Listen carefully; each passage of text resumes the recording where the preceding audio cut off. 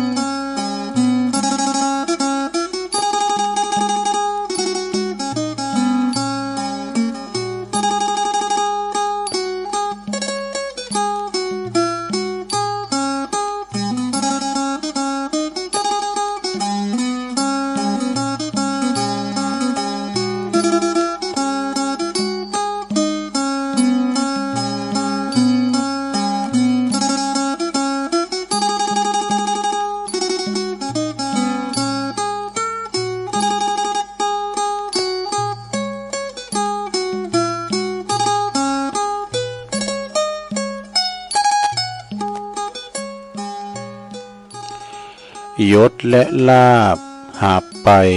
มิได้แน่เว้นเสียแต่ต้นทุนบุญกุศลทิ้งสมบัติทั้งหลายไว้ปวงชนร่างของตนเขายังเอาไปเผาไฟ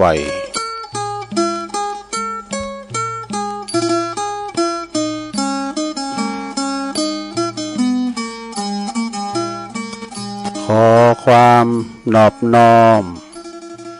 แด่พระรัตนตรัยอันมีพระพุทธพระธรรมพระสงฆ์เป็นสรณะที่พึ่งกับแนบไตรไหวสาถวายความเคารพมายังครูบาอาจารย์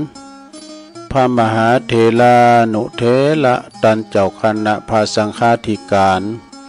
พระภิกษุสามเณรเจ้าจุโตจุองค์กุวัดวาอารามพร้อมตึงสำนักติภักสงฆ์โดยขอความสุขความเจริญในธรรมจงมีแก่บรรดาศรัทธาญาติโยมทั้งหลายบ่ว่าจะปินปอหลงแม่หลงปอลุงแม่ป่า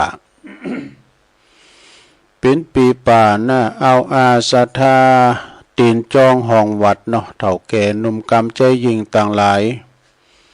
เวลาบ่ายมาก็หมุนคืนมาฟังรายการสารธรรมยามแลงยามบ่ายซึ่งวันนี้ก็รับผิดชอบดำเนินรายการโดยตนตัวแห่งอาตมาภาพเก่ากับผมตุลุงนันชัยวัฒน์นาคเสโนคุณเก่าคุณเดิมก็ได้มาดำเนินรายการเนาะจัดรายการอยู่ที่บุญวัดพระธาตุดอยน้อยตำบลดอยหล่ออำเภอดอยหล่อจังหวัดเชียงใหม่มาพบมาปะกันในยามบ่ายยามแลง ศรัทธาญาติโยมทั้งหลายก็สามารถรับฟังกันได้เนาะตามสถานีต่างๆคืนบุญที่เจ้าของสถานีผู้อำนวยการก็ดีเจ้าหน้าที่ดีเจที่เปิดมีน้ำจิตน้ำใจงดงามนำรายการของครูบาอาจารย์กูต้นกูองค์ไปออกสถานีของตันแผ่พายขยายกระจายเสียงเนาะไปตามบ้านตามจ้องถึงบ้านถึงจ้องของปอออกไม่ออกศรัทธาสาธุชนญาติโยมทั้งหลายตุลุงก็จัดรายการน้องเจก็เปิดรับสัญญาณเนาะที่บันวัดปากตั้งเจริญวัดปากตั้งเจริญนี่ก็ปิ้นโหจ่ายไปตามแต่ละคืนที่เปิดรับสัญญาณหลิงสัญญาณส่งตอนบ่ายตั้งแต่เวลา15 ถึง 17 นาฬิกาหรือว่าบ่าย3 โมงถึง5 โมงเนาะก็ขอบคุณสถานีวิทยุคณะสงฆ์อำเภอฝางจังหวัดเชียงใหม่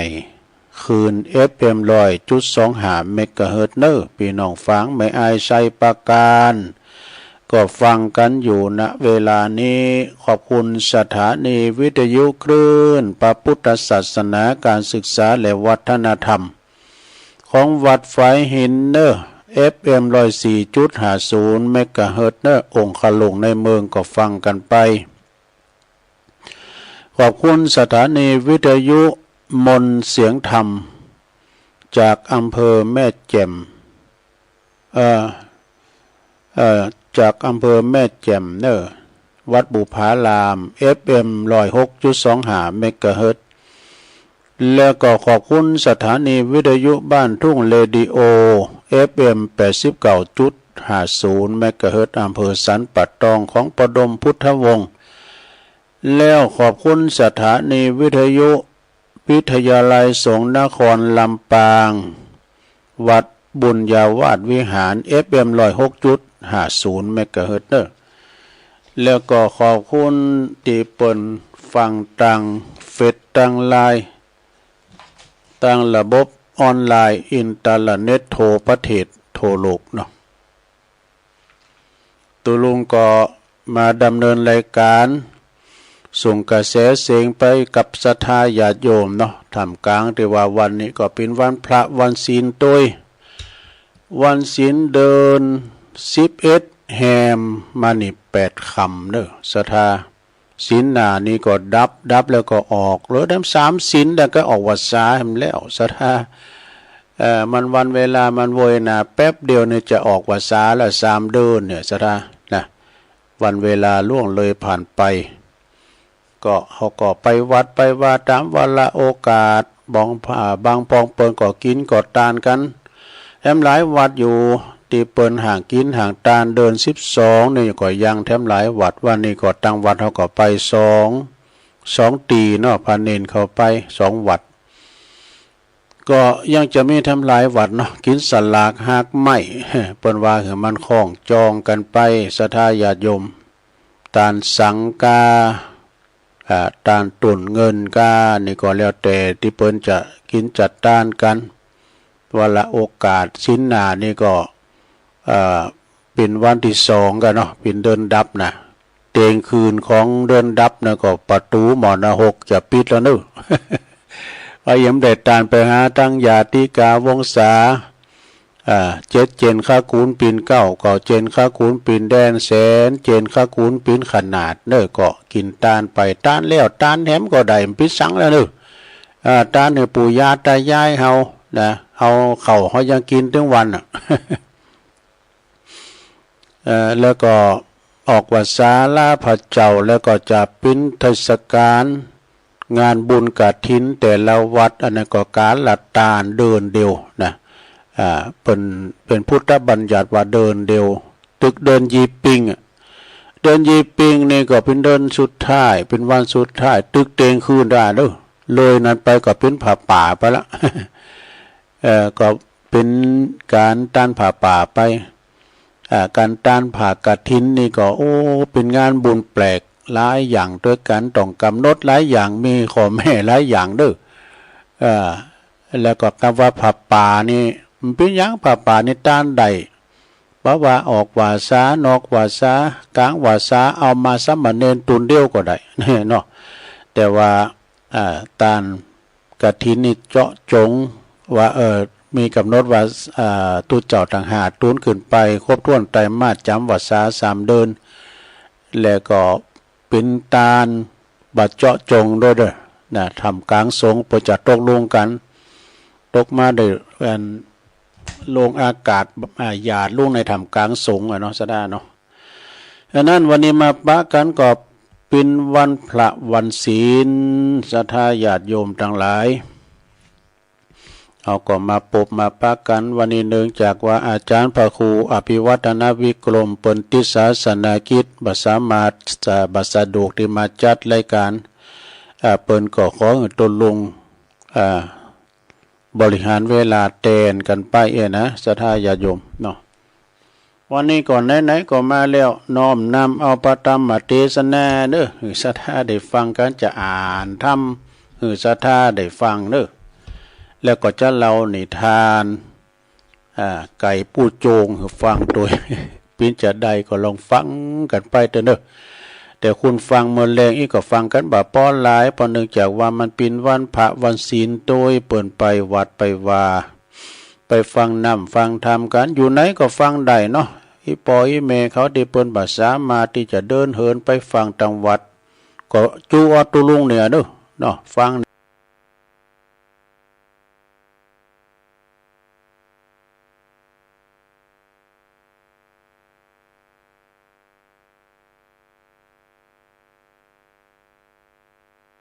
จากว่ามันเป็นวันพระวันศีลโดยเปิ่นไปวัดไปว่าไปฟังน้ำฟังธรรมกันอยู่ไหนก็ฟังได้เนาะอีปอยอีเมเขาได้เปิ่นภาษามาที่จะเดินเหินไปฟังทางวัดก็จูอตุลุงเนี่ยเนาะฟังเนี่ยเลยไปฟังเทศน์ฟังธรรมก็เลยหู้ว่าคุณเฮานี่ก็เป็นอนิจจังทุกขังอนัตตาเจริญมรณสติอินปวานะญาณสัมปันโนเป็นธรรมเก่าธรรมแก่เหมือนกันนี่นะละนี่ก็ผูกละ20 บาท หมื่นละเป็นว่าอันนี้เปิ้นเทศในงานข่าวดำกายสดาเป็นธรรมบรรยายตุลุงจะอ่านธรรมศรัทธาได้ฟังจบแล้วก็จะว่าคติธรรมเดิมหลายอย่างก็เก็บมาหลายอยู่นะ ต่างนะโมให้3จบก่อนเด้อลงเด้อ นะโมตัสสะภะคะวะโตอะระหะโตสัมมาสัมพุทธัสสะนะโมตัสสะภะคะวะโตอะระหะโตสัมมาสัมพุทธัสสะนะโมตัสสะภะคะวะโตอะระหะโตสัมมาสัมพุทธัสสะทหราจะมหันตาจะเยปาลาเยจะปันทิตาสเปมัจจุวสังยันติสเปมัจจุปรายนาตินี่ณโอกาสบัดนี้ตนโตแห่งตุลุงก็จักได้แสดงประสัทธรรมเทศนาเลิงเจริญมรณสตินึอันเป็นสัจธรรมคำสอนขององค์พระสัมมาสัมพุทธเจ้าเปอหือเหล่าบรรดาพุทธบริษัทได้สดับรับฟังนำไปพินิจพิจารณาเพิ่มเติมสติปัญญาให้แก่กล้ายิ่งขึ้นไปนะก็พร้อมโดยคณะสัทธาเฮาเปิ้นได้ทำบุญสมมติว่าวันนี้ก็เป็นงานข่าวดำปู่ย่าทาโถเฮาซึ่งเฮาทั้งหลายเป็นเจ้าภาพทำบุญในกลางวรรษาเดือน12นี่มีจิตศรัทธาส่วนลุมทำบุญทำกุศลเปิดอุทิศแผ่กุศลบุญไปหาเคยญาติโกโหติกาของเฮาผู้ที่อันมรณากากาศมรณาตายไปสู่ปรโลกไปหน้านับว่าหมู่เฮาเจ้าขาตันทั้งหลายได้ทำคุณงามความดีหรอกนะได้ทำคุณงามความดีมีกตัญญูกตเวทิตาหูกุลตันหูกุลหูบุญแก่ตันดำเนินความตามพุทธภาษิตอันลิขิตไว้ในเบื้องต้นนั้นว่าทหาราจะมหันตาจะเป็นอาทิควรแปลความว่าอย่างอี้วะนะเจ้าเป็นบาลีเปิ้นแปลความว่าสัตว์โลกต่างหลายเกิดมาแล้วก็เกิดมาสู่โลกก็มีความตายเหมือนกันหมดก็ในเกิดขึ้นในเบื้องต้นแล้วก็แตกดับในที่สุดอยู่เบื้องหน้านี่มีความตายเหมือนกันหมดอันความตายหรือว่าความแตกดับสลายแห่งสังขารนี่ถ้าเป็นสัตว์โลกที่มีจิตใจครองเช่นมนุษย์หรือว่าสัตว์ตลิสารก็ตามเมื่อมีชีวิตแตกดับจิตวิญญาณก็จะเล็ง จะเล็งออกจากลางไปก็จะละทิ้งร่างกายไว้ที่เฮาเรียกกันว่าซากศพนี่ซากศพถ้าปินเทวดาปินอินปินพรหมซึ่งก็มีร่างกายเป็นปินติบก็จะเรียกว่าจุติหรือว่าเคินร่างกายดับสูญไปนะบ่มีร่างกายทอดทิ้งไว้หือหันอันความว่า อันคำว่าตายนิยมเป็นตีหน้าโกยิงหนัก หน้าโกนะลง ก็บ่มีไผที่จะพึ่งปรารถนาว่าแม้แต่ได้ยินได้ฟังส่วนว่าคนที่ส่วนคนเดียนมามากหักโตโกตายที่เปิ้นหักโตโกตายแม้ว่าแต่สัตว์ก็ตามก็เหมือนกันหมดก็ยอมว่าโกตายเช่นเป็นว่าอย่างว่าหนูก็ดีนกก็ดีปูปลา สัตว์น้อยสัตว์ใหญ่เป็นต้นว่าการมันหันคุ้นมาไก่นะมันก็คือว่าคุณจะมาทำลายมันก็จะรีบหนีไปอย่างโลดเร็วมันก็จะรีบหนีไปอย่างโลดเร็วเพราะว่าสัตว์ทุกชนิดทุกอย่างเนี่ยมันก็โกตาย หักโตโกตายเหมือนกันหมดนะพระพุทธเจ้าเพิ่นทรงสอนไว้ว่ามันนะมันนะยังตุเพิ่นว่ามันสร้างบุญสร้างกุศลเอาไว้ เพราะว่าบุญปินติเปิงแก่สัตว์โลกต่างหลายเด้อศรัทธาบุญปินสมบัติพิเศษว่าพิเศษกว่าสมบัติอื่นๆเพราะคุณนี่ติดตายจากโลกนี่ไปแล้วบ่อาจจะนำทรัพย์สินเงินทองเข้าของสมบัติไปได้แม่แต่น้อยไปมาโต๊ะเปล่าก็ไปโต๊ะเปล่า ทรัพย์สินสลิงคานหอจ้องบานเฮินนะยังก็เอาไปไม่ได้ตกเป็นของสาธารในโลกเขาเนี่ยนอกจากว่าบาปกับบุญต่ออ่านเรื่องความชั่วและความดีเท่านั้นที่จะติดสอยหอยตามเข้าไปหือผลในภพหน้านี่จึงจะหันได้ว่าบุญเป็นปัจจัยอันสำคัญกำแล้วเนาะสำหรับผู้ที่ลุ่มหายตายจากไปสู่โลกในอันโลกหน้า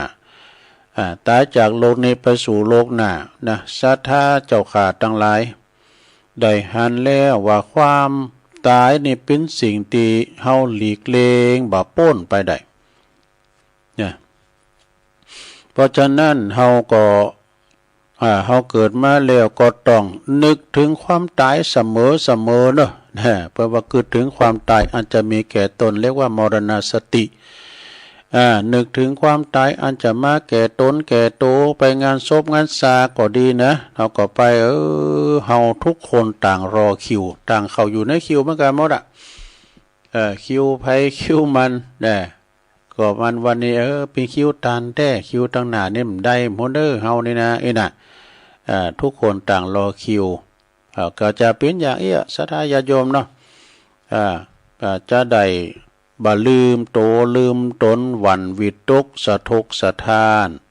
บ่เสียสติเวลาไก่ที่จะดับสูญไก่ตายอีกก็ดีเขาก็จะมีสติบ่หลงบ่ลืมเมื่อเขาตายไปแล้วก็ยอมจักไปสู่โลกสุคติโลกสวรรค์ที่ดีเนี่ยดังพระบรมศาสดาเปิ้นทรงสั่งสอนไว้ว่าอันการที่ว่าเฮาพิจารณาถึงความตายเป็นอุบายแยบคายเนอะอันแยบคายและก็แนบเนียนอันเป็นหนทางกล่าวขึ้นสู่วิปัสสนากรรมฐานนี่ วิปัสสนากรรมฐานนี่ก็คือหากวาสนาบารมีของเฮาแก่กล้าได้บรรลุมรรคผลนิพพานวิเศษนี่เนาะเหมือนกับดังนางรูปนันทนี่เป็นแม่ยิงเนอะนางรูปนันทาเป็นตัวอย่างเนี่ยเปิ้นยกมาเป็นตัวอย่างมีเรื่องเราฟังวันในสมัยข้างพุทธกาลแล้วคือข้างพุทธกาลนี่ก็หมายถึงว่าตอนที่ยังพระพุทธเจ้ายังทรงพระชนอยู่นะก็คือยังทรงพระชนชีพอยู่นะซึ่งก็นางรูปนันทานี่สมัยข้างพุทธกาลนี่เปิ้นเปิ้นบ่เคยเจอเปิ้นเป็นเจอสายของพระวงศ์นะของพระพุทธเจ้าคือเป็นสายปีสายน้องเนาะเป็นเครือญาติของพระพุทธเจ้านะนางมีรูปโสมนมพันงดงามมากนักว่านะแม่แต่นางเองก็ยังมาติดอยู่ในรูปของนางที่มันสวยสดงดงามไปแยงเว้นผอมเมื่อใดก็ว่างามแต่มีไผเต่าไปเป้งเด้องามเหมือนนางรูปนันทานี่นะยิ่งในโลกนี้ก็บ่มีไผที่จะมาเปรียบเทียบกับนางใดนะหรือนางงามจักรวาลกันจ้ะเนาะ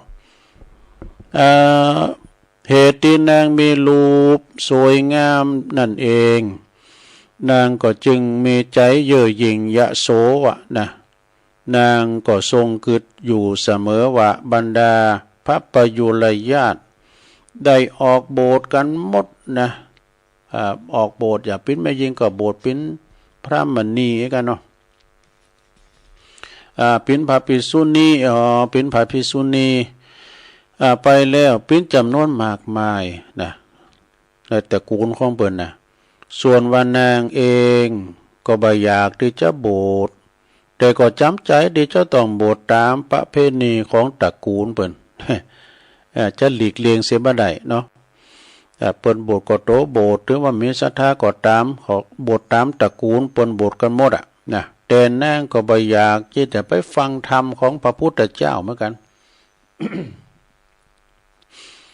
นางก็บ่อยากจะไปฟังเทศฟังธรรมก็คือหมายความว่าเปิ้นบวชแล้วก็เพิ่นก็ไปฟังเทศฟังธรรมกันที่วัด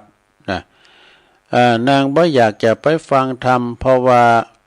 ฮู้ว่าเพราะทราบว่าพระพุทธเจ้าในมักจะเทศถึงรูปบัดเตงปินตุกปินอนัตตาบัดเตงแต่แน่นอนเนี่ยกะซึ่งขัดกับอัธยาศัยของนางเนี่ยนะแต่ต่อมาก็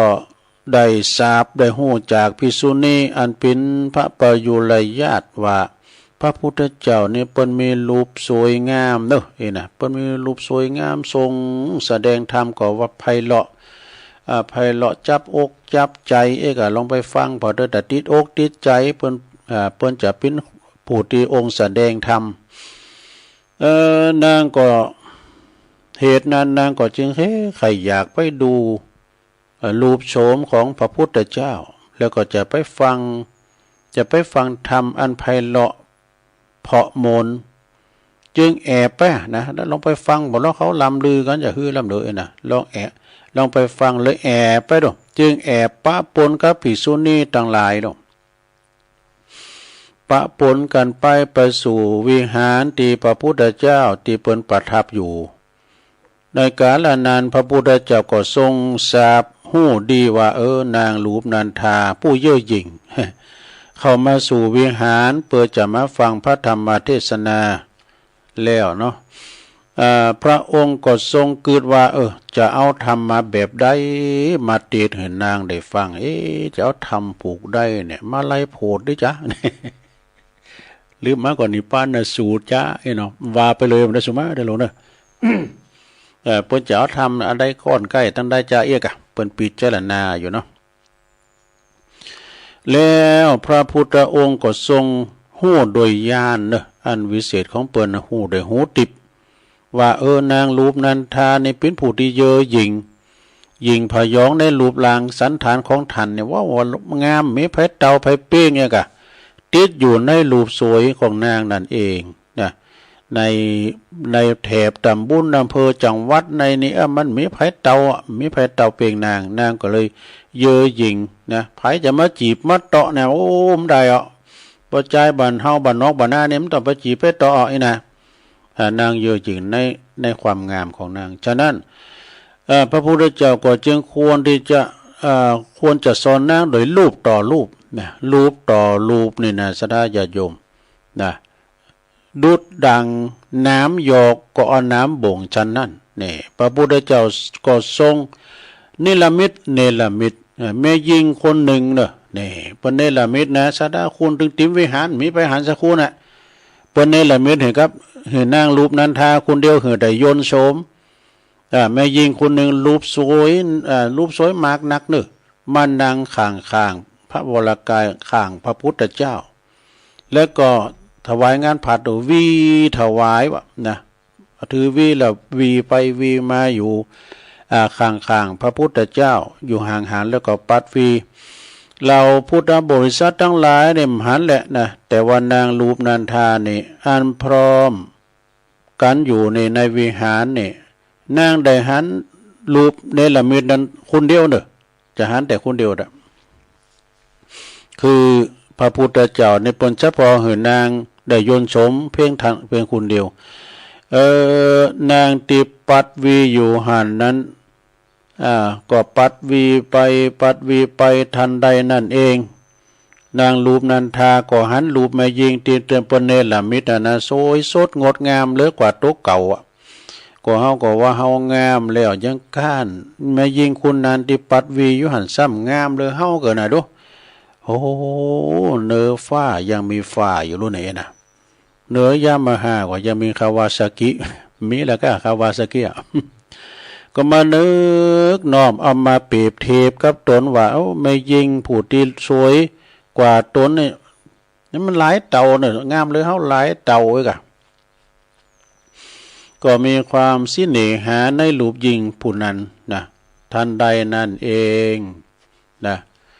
พระพุทธองค์ก็ทรงทราบถึงวิถีจิตของนางละนะนางตกอยู่ในความภวังค์นะคือลุ่มหลงในรูปของติเนรมิตนะนางก็ลืมโตหันกลับมายินดีอย่างสุดซึ่งในรูปของหญิงผู้นั้นแล้วเนี่ยมันมีความเมาในรูปคุณไม่ยิงที่เปิ้นปัดวีนี่กะนะโอ้งามเลยเฮาเกินองค์พระพุทธองค์ก็ทรงบันดาลหือแม่ยิงคนนั้นตีงามๆนั่นนะเอาละเริ่มแก่แล้วเนอะลดความงามก็เริ่มแก่ความสวยก็ลดลงแล้วนะความสวยความงามก็ลดลงนะแม่ยิงคนนั้นก็เลยเป็นคนแก่เข้าเป็นคนเฒ่ามาละเปลี่ยนแม่ยิงผู้ที่มันคลอดลูกว่ากำลังมันก็กำลังคลอดลูกว่กำลังเกิดลูกแล้วก็เปลี่ยนเป็นหญิงตีแก่ลุงเนี่ยแก่ลุงไปติๆแล้วแก่ลุงมีเนื้อโตหนังเหี่ยวย่นใบหน้าใบตาก็ยับยู่ยี่หันดูเขียวฟันก็ลุดร้อนถอนออกไปหิมฝีปากก็ว้าววุ่มมาไปวุ่มเว้านะแต่คนที่เปิ้นไม่เขียวนะทุลุงก็คืออยากได้นะเตรียมไม่เขียวไว้นะเก็บมันจะวาบเข้าไปมีตัวตานเลย ประตูตั้งหน้าเนี่ยก็เขียวก็ท่านหล่อนไปนะหาความงามได้อะจำไว้แล้วเนาะเนาะงามจะมันเขามีโรคภัยไข้เจ็บกว่าเดียวก็เลยหันเขียวคุณเฒ่านั้นปิ้นคุณเฒ่าไปแล้วเขียวลุดร้อนถอนออกไปหิมฝีปากก็วุ่มเว้าผมตีงอกอยู่บนหัวก็กับดำใส่ใจผมตีงอกขาวโพลนก็ขึ้นผมมันได้เคยดำก็ขาวโพลนไปหลังได้เคยซื้อหลังโก่งขึ้นมาแล้วกดงอโค้งงอหันสี่โครงดังลูกก้อนวะเนาะหันสี่โครงดังลูกก้อนสัตยาญาติโยมดังหลายคุณเฒ่าคนนี้นะก่อนในปิ้นแม่ยิงตีงามเนี่ยกะเอาเข่าก็ม่านลูกเกิดลูกมาเอาเขาก็เอาเหี่ยวย่นไปเฒ่าไปตามกาลละเวลานางก็ได้ยนโสมได้หันโสมนะเจ้ายังงามอยู่เนาะกรรมเดียวคุณเฒ่านะก็ปวดโหค้อนงอนอย่างโหจังซอ โหค้อนงอนว่าสั่นว่านะบนว่าหัวสั่นคลอนนี่ว่างกเงินนางรูปนันทาที่ผู้พอนะนางรูปนันทาก็มีความเบื่อหน่ายแล้วตอนนั้นนะมีความเบื่อหน่ายในรูปหญิงคนนั้นเป็นอันมากหนักตอนนั้นพระพุทธเจ้าก็เลยทรงบันดาลให้หญิงคนนั้นลุ่มป่วยมีพยาธิมาครอบงำนี่เจ็บป่วยเมื่อยไข้ข้างโอยนางหญิงคนนั้นก็นอนกิ่งเกิกดินทุรนทุรายด้วยความเวทนาเจ็บป่วยเมื่อยไข้นี่มีพยาธิโลกามาครอบงำแล้วท่านใดนั้นก็ล้มลงแล้วก็ห้องโอดห้องโอยโครวญครางว่ะ ห้องโอดห้องโอยโครวญครางเจ็บปวดทุรนทุรายเป็นปริเวทนายิ่งหนักนะกิ่งเกิกไปมาเปิ่นเต็มไปด้วยสุมาได้ขี้เยี่ยวดูปัสสาวะอุจจาระเลอะเดินไปมดน้ำเลิงน้ำน้องอย่างต่างๆไหลออกมา ในที่สุดนางผู้นั้นก็ถึงแก่ความตายนี่เกิดแก่เจ็บตายมีหันมดปนนิรมิตหือนางได้หันหือนาง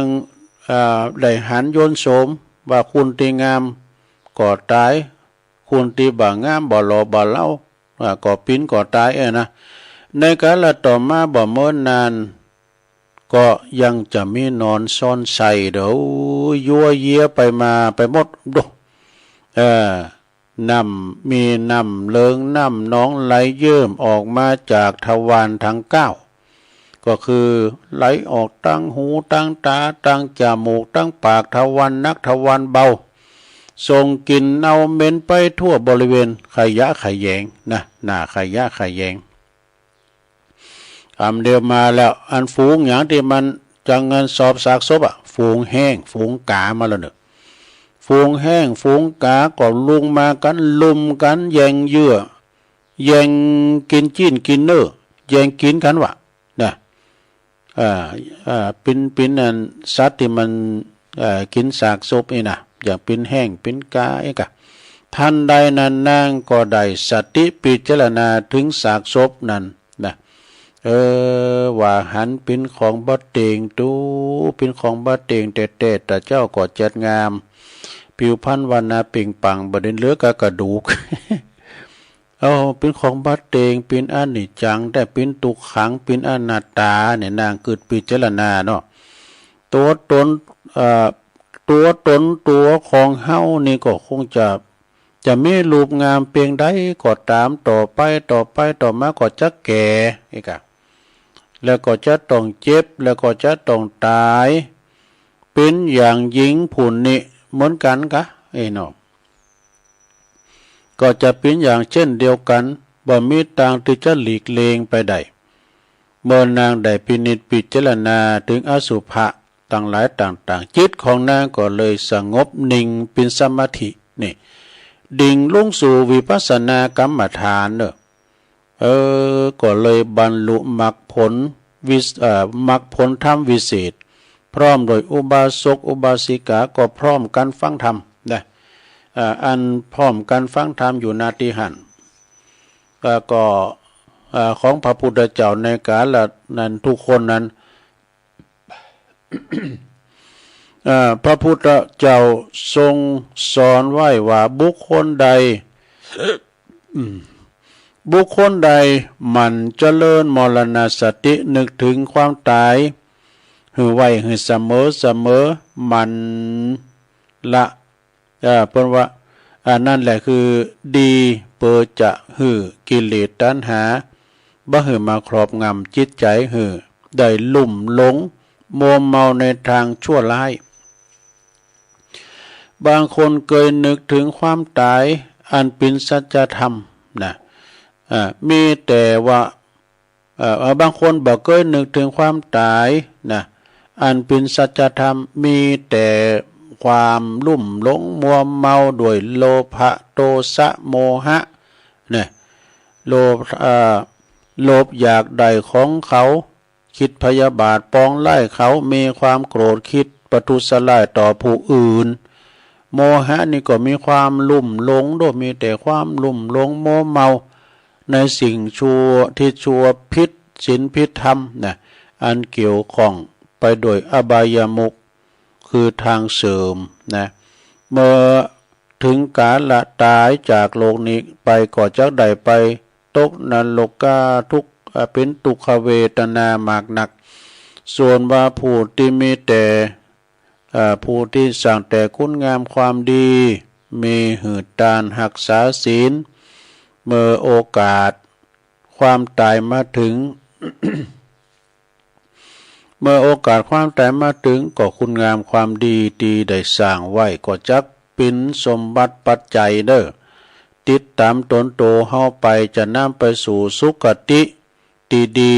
มีสวรรค์จั้นฟ้าปินติอยู่ดังนี้นะการเจริญมรณสติก็คือการนึกถึงความตายเป็นนิจนะจักเป็นมหากุศลอันยิ่งใหญ่เป็นภาวนาใหม่กุศลย่อมมีพลผลอานิสงส์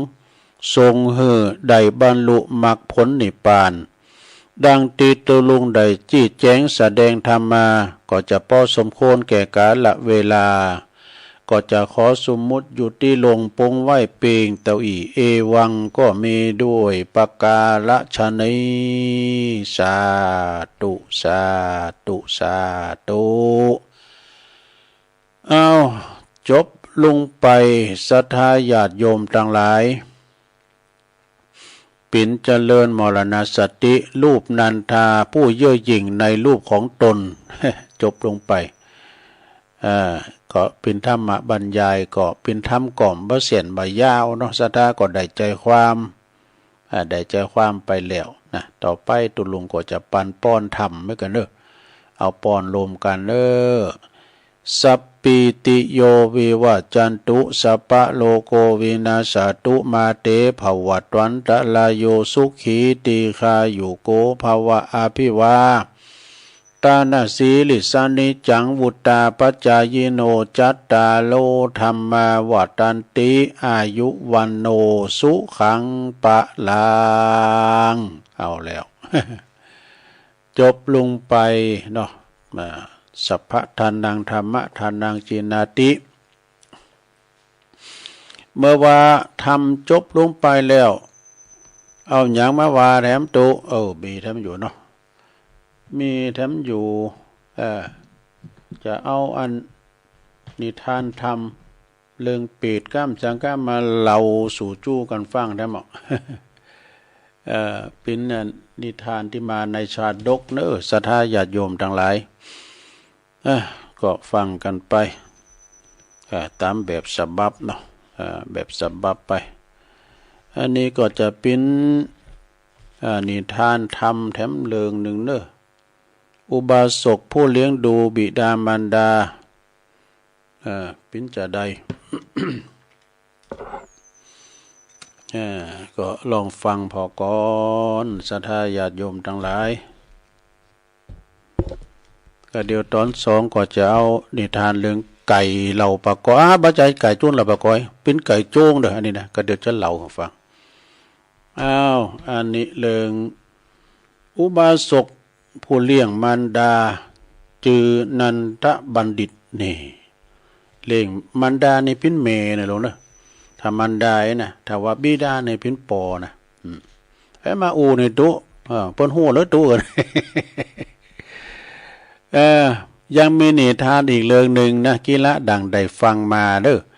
ยังมีอุบาสกคนหนึ่งอุบาสกก็คือปอใจนะอยู่ในเมืองสาวัตถีเด้อจือว่านันทบัณฑิตนะครั้นบิดาคือปอของเปิ้นนะบิดาเป็นปอนะตายไปก็เลี้ยงแต่มารดาคือเลี้ยงแต่แม่มีความสุขจนสิ้นกาลนานนะมารดาจึงมีความสงสารที่หันบุตรทำการทำงานเพียงผู้เดียวเยกการทำงานอย่างนักเลงมารดามาตลอดมารดาก็จึงจะหาภรรยาคือเมมาหือบุตรหาลูกไปเด้อเนาะเปอเหือนหาเมหือลูกเปล่าบนฝ่ายบุตรลูกของเปิ้นนั้นก็ขั้นว่าภรรยาก็สั่งสอนได้ภรรยามาแล้วนะความจริงเปิ้นก็ไม่ได้จะเลี้ยงแม่นะจะเลี้ยงแม่ก็ยอมอีดูลูกเบาเพราะว่าเจการคนเดียวไว้กะได้เนื้อลูกไปมาก็จะได้ช่วยตักน้ำหนึ่งเข่าเป่าไฟแหมกินแหมวาพองเอกนะเมื่อว่าคัดศรัทธามารดาบ้าใดบุตรคนลูกพอใจของเปิ้นก็เลยตามใจแม่เด้อนี่ก็เลยได้แต่งงานกินแขกแต่งงานกับแม่หญิงคนหนึ่งภรรยาอุปถากเลี้ยงมารดาเนาะก็คือเลี้ยงแม่โพมาของตนภรรยาก็ทำหน้าที่ตามกรรมสามีหรือว่าโพของเปิ้นสอนว่าดูแลแม่เด้อดูแลแม่ให้ดีๆแล้วเปิ้นนี่จะไปเจอการทำงานต่างบ้านต่างจ้องนอกบ้านนอกเฮือนนางก็ตอบรับคำว่าจะพอบแม่อย่างดีเองเนาะภายหลังมาก็มีความรำคาญว่ารำคาญคิดอ่านที่จะไล่แม่โผดูแม่ยิงคนนี้คิดอ่านว่าจะไล่แม่โผออกเสียจากเรือนตนว่าเปิ้นอยู่เก่าแล้วนี่คิดจะมาไล่ก็บ้านของปอของแม่เปิ้นนี่ หอเฮินเดินดาวคุ้มโคหอเฮินเนี่ยก็เป็นของปอของแม่เปิ้นเราคิดจะซักไซไลสูงเปิ้นออกเสียจากเคหสถานบ้านจองหอเฮินจึงปรึกษาว่าสามีกาว่าขึ้นศึกษาอันโพเปิ้นว่าแม่ของโตเนี่ยบัดดีเนี่ยแม่ของโตน่ะจู่จี้จุกจิกอีว่า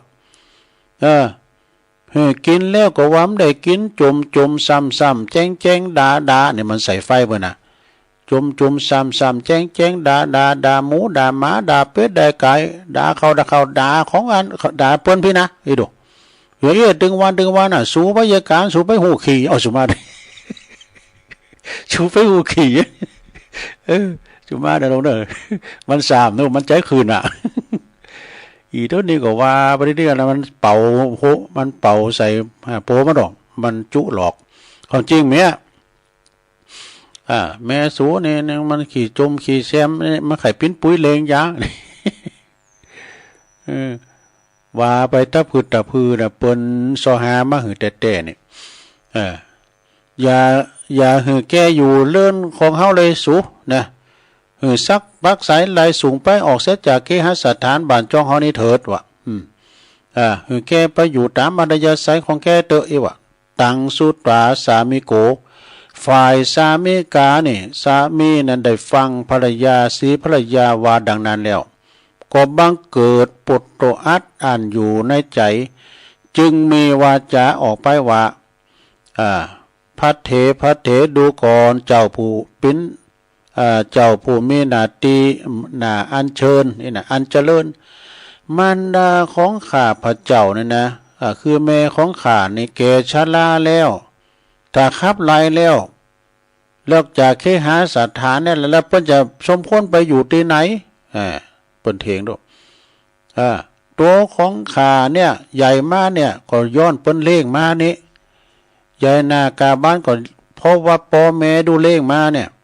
เลี้ยงมาตั้งแต่น้อยตั้งแต่เบ๊บ่หอยตีนตะจ้อนสูนี่ก็ลังมาเนี่ยจะให้ข้านั้นไล่แม่ผู้บังเกิดเก่ากะเนี่ยมันเดือดถึงตัวนะเปิ้นเลี้ยงมาจนเจริญวัยใหญ่นากาบ้านขึ้นมาเนี่ยเอาอย่างนี้ดีกว่าถ้าว่าเจ้าบ่ชอบใจอยู่บ่ได้ก็ไปตามทางของเจ้าเถอะอีว่าหั่นไปตามทางของสู่เจ้าเถิดนี่ตีจะเหือเฮาครับไหลมันดาจากบ้านจากจ้องนี่ทำบ่ได้ปุถุพระเจ้าขินข่ายะนี่นะอันนี้เป็นเทวดาของข้านะเป็นพระในบ้านนะอันนี้เจ้านี่รายใหญ่ของข้านะเจ้าข้าครับนี้รายพักใช้รายสูงกะเนี่ยไปสูมาตอนใดไปตอนนั้น ปุ้นขึ้นได้ไป นางก็หันว่าบ่ได้ความด้วยเนี่ยประเดิมไหลปีนั้นขาดตังสูตราภรรยาได้ฟังสามีกาดังนั้นแล้วก็จึงคิดว่าเฮานี่จะกลับอยู่ไปหาบิดามารดาพ่อแม่เฮาก็คงบ่ได้เฮาก็จะกลายเป็นแม่ใหม่อายเจ้าบ้านเนี่ยแล้วแฟนเก่าเฮานี่ที่มาเกี่ยวพาราศีเนี่ยมันจะมาซ้ำเติมเฮามันจะพาว่ามันจะวางเฮาเนี่ยหน้าบัดสีแต่ไปเป็นป้ายเปิ้นก่อมพดนี่กะเมื่อวันนางกึดได้ดังนี้แล้วก็เริ่มจางอยู่ก็จำอกจำใจเลงแม่โผไปเหมือนดังเดิมดังเก่าว่าน่ะเอกทิวสังยามีในหันวันหนึ่งอุบาสกก็ไปฟังพระธรรมเทศนาที่สำนักแห่งพระพุทธเจ้าพระพุทธองค์ก็จึงตรัสถามว่าดูก่อนอุบาสกตันยังเล่งดูมารดาของตันดีอยู่หรือมีความสุขอยู่หรือมารดาของเจ้าอุบาสกผู้นั้นก็ทูลซึ่งเหตุตั้งแต่ต้นจนอวสานสมเด็จพระบรมศาสดาจึงตรัสว่าดูก่อนอุบาสกในจาตุนิท่านบ่ได้เจอฟังกรรมของภรรยาจาตุนี้นะแต่ในจาตุก่อนนั้นท่านเจอฟังกรรมภรรยานี่โอ้เปิ้นฮู้เขาจาตุเลี้ยวพุ่นตันจัดเลี้ยวนะตันได้ครับไล่เสียยังมารดาจากหอจากเฮือนแห่งตนนะจัดเลี้ยวได้ไล่ปออะไรแมวท่านใดอาศัยตถาคตเนี่ยจึงมีความยินดีกับมาหลับมารดามาเลี้ยงดังเก่าสมเด็จพระพุทธเจ้า ทรงตรัสรู้อริยสัจสี่ประการจบลงนะปฏิธรรมจบแล้วอุบาสกผลนั้นก็เลยได้สำเร็จโสดาปฏิผลเป็นอริยบุคคลในพระศาสนาเนอะนิทานเรื่องนี้ก็จึงนำมาเปิ่นจีกหันว่าอานิสงส์ของการเล่งเมเล่งปอเนี่ยนะพุทธโรเป็นบุญอันใหญ่โลงเนอะดังวิสัชนามาชนี้แหละจบแล้วนะสะนะเนี่ยโอ้ไผที่มีปอมีเมนะได้เล่งนะโอ้ยเล่งไปเด้อลงเอ้ยคุณเฒ่าผมจะกินหนักดูมีหยังแกงเฮ็ดแกงหยังกะเนี่ยเปิ้นหูไม่กินอย่างนั้นน่ะน้ำพริกตาแดงกะแคบมันกะมีหยังก็เอามามันจะว่าเป็นซ้ำซากเนาะยามหนอก็เอาหนอเปิ้นแกงไปเปิ้นยามเฮ็ดก็กินเฮ็ดไปเฮ็ดลำหล่อหนอลำรดนะคุณเฒ่าเปิ้นมักเนาะโสพระจอมพองจอพักกาดจอพักปังตำน้ำพริกตาแดงเอาไปจุไปเปิ้นเอาสตางค์เปิ้นพองเอาไปซื้อกินยุกกินยามันไปอยู่ไปใจ เนี่ยเปิ้นว่าถ้าเปิ้นตายเลี้ยงโดยกายถ้าเปิ้นตายก็เลี้ยงโดยวิญญาณน่ะไผที่มีปอมีแม่นะเลี้ยงดูปูปลาเปิ้นเหือดีเปิ้นจะอยู่กับเฮาไปหมื่นแล้วเนาะศรัทธาญาติโยมทั้งหลายนะดูลุงก็ยามมาโบสถ์นี่ก็ได้จูงตึงปอจูงตึงแม่เข้าไปแฮวอ้ายก็เหมือนกันน้องก็เหมือนกันก็ได้จูงเข้าไปแฮวนะแล้วตัวเก่านี่เพิ่นได้จูงหมุน มวยเนาะเนี่ยเพราะว่าจะไม่ประมาทนะ อันความตายนี่นะ ฉะนั้นก็ถ้าว่าเปิ้นตายก็เลี้ยงโดยเลี้ยงโดยข้าวน้ำกำกินมันไปอยู่ไปใจบ่พวกอยู่บ้านเอาจีนลาไปอื่นหน่อย เอาคุ้มๆลิ้วหน่อยเนี่ยถ้าว่าเปิ้นตายก็เลี้ยงโดยวิญญาณก็มันไปตานโกเข่าโกนน้ำเปิ้นไก่เดินจะดับแล้วเด้อถ้าไผมันได้ตานก็ไปตานเฮเนาะศรัทธาญาติโยมทั้งหลายนะบุญคุณของพ่อของแม่ล้นเหลือนะศรัทธาก็กินตานไปพระพุทธเจ้าเปิ้นตรัสไว้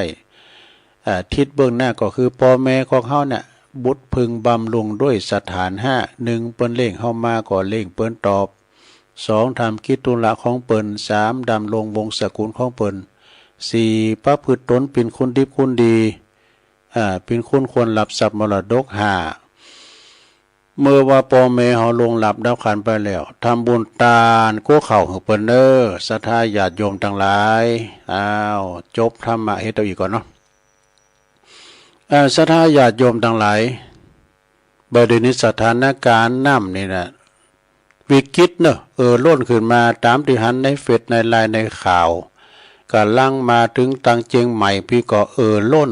ศรัทธาวิกฤตเหมือนกันเข้ามาตังในพี่แล้วนะในบ้านในเมืองนะก็จงระมัดระวังน้ำนี่มันเป็นที่ว่ามันมีความเสมอนะที่ไหนหุ่งมันก็ไปหมดโอ้ที่นั่นวัดด้วยเฮาไปเนี่ยก็เป็นบาปมันจะว่าอย่างเฮา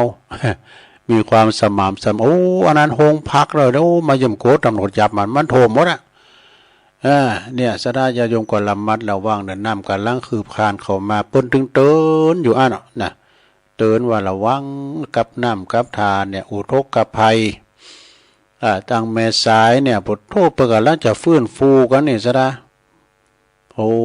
ตูลงไปหันขีบหนึ่งนะเปิ้นขายลำโพงตู่ลำโพงมีเบ็ดเตล็ดหลายอย่างเปิ้นถ่ายก่อนน้ำโถมนะ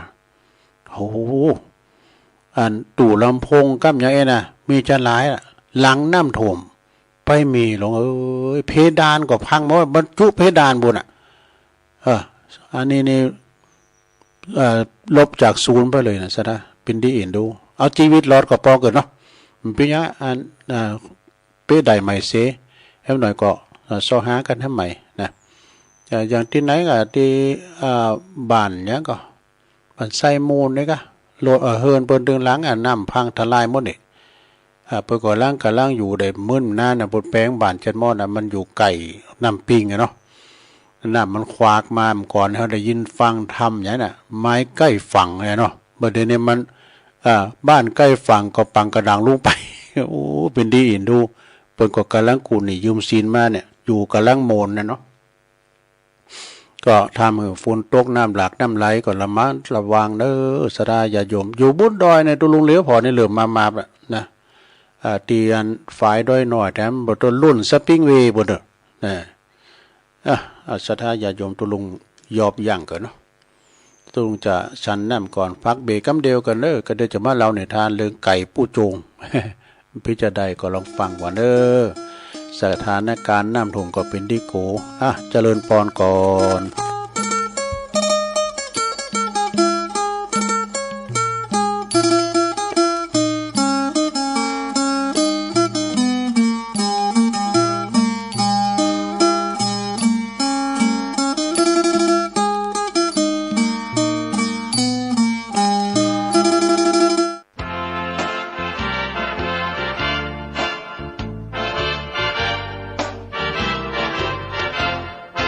เกิดเป็นคนอย่าเห็นแก่ตนและดีถึงจะมีร่ำรวยสุขสันต์จนหรือมีไม่เป็นที่สำคัญแม้รักกันพึ่งพาอย่าไปตัดไมตรีเกิดมาพึ่งกันผิวพรรณใช่แบ่งศักดิ์ศรีวันนี้เราอยู่คิดดูให้ดีถึงจะจนจะมีอย่าไปสร้างเวรกรรมคืนไปทำชั่วไปอาจต้องใช้กรรมเวรอย่างง่ายโลกหลงเพราะคงจะเกิดลำเค็ญสร้างบุญพระท่านคงเห็นร่มเย็นพ้นความกังวลถึงวิบัติขัดตนผลบุญนำให้ศีลธรรมมั่นใจไม่ต้องไปกังวลถึงจะมีแต่จนเกิดกุศลบนใจ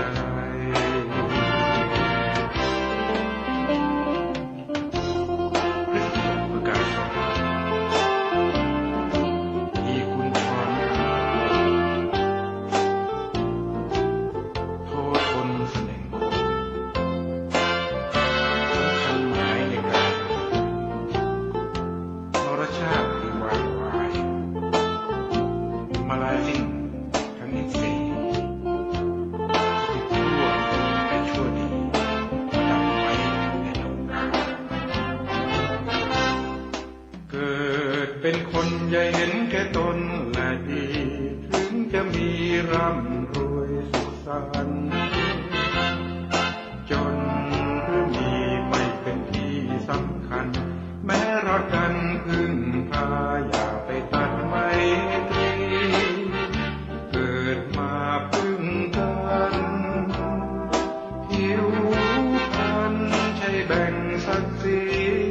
วันนี้เราอยู่คิดดูให้ดีถึงจะจนจะมีอย่าไปสร้างเวรกรรมคืนไปทำชั่วไปอาจต้องใช้กรรมเวรอย่างง่ายโลกหลงเพราะคงจะเกิดลำเค็ญสร้างบุญพระท่านคงเห็นร่มเย็นพ้นความกังวลถึงวิบัติขัดตนผลบุญนำให้ศีลธรรมมั่นใจไม่ต้องไปกังวลถึงจะมีแต่จนเกิดกุศลบนใจ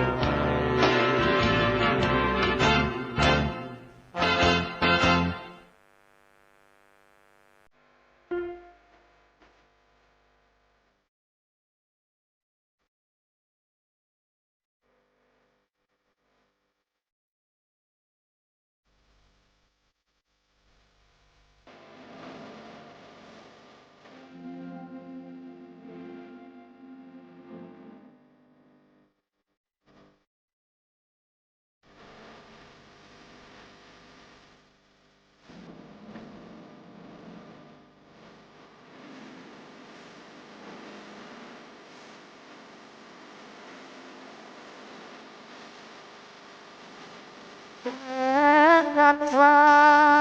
ดอกมายามฟ้าราตรีแสงดอกไม้ต้นแม่ติดลานนาติดการจราจรบางจุดเพราะว่าบางจุดนั้นสองเลี้ยงบางการเวลาแสงขับเดินล้างกว่าแสงใดในลาแหลกตายแสงจันทร์เด่นงามหมดเพียงงาม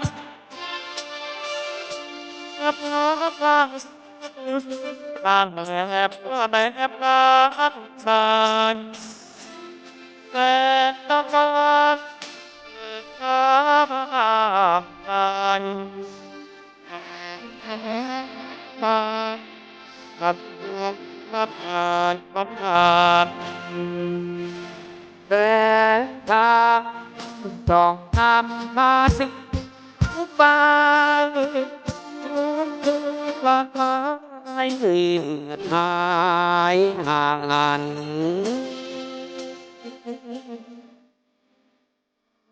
ใครได้แฟนทางทำทุกการหัวบานบานเป็นการกระจายแต่แรงเกินแต่ยังแรงจินตนาการแสงขาดสะท้อนสอบสอนต้องให้ถึงใจแสงขาดสะท้อนท่านทรงให้ไว้แสงขาดกับลาหมดใจโสพี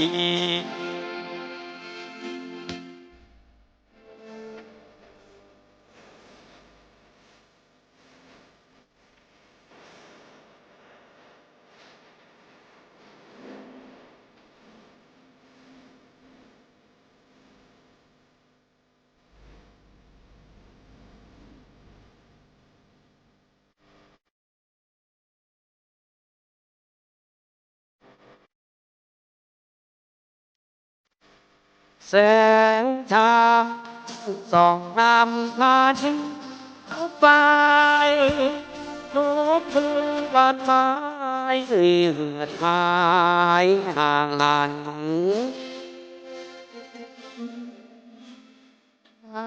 ใจ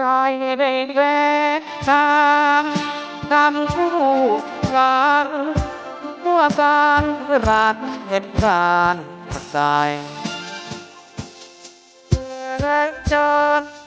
แสงแห่งแสงทินตะกอนแสงสาดสะท้อนกอดสอนสองไม้ถึงใจแสงขับขับต้นกันไปแสงการงอมใจขับสายสดใสโสภี